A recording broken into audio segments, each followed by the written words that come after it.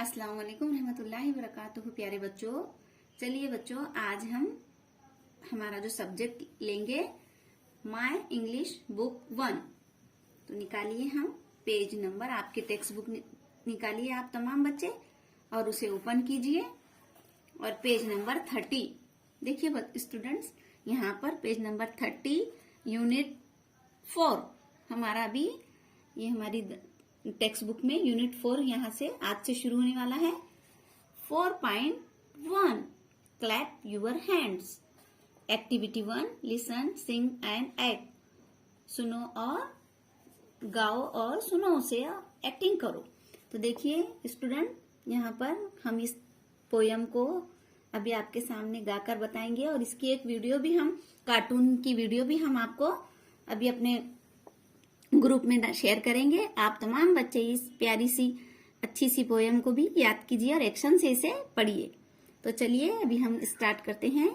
आप भी अपने टेक्स्ट बुक में पहले से देखिए और हमारे साथ आप भी पढ़िए।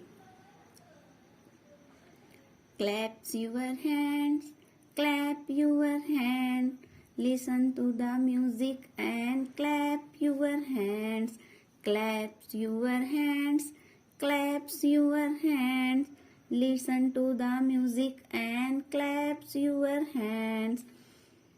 Stamp your feet, stamp your feet, listen to the music and stamp your feet. Turn around, listen to the music and turn around, turn around,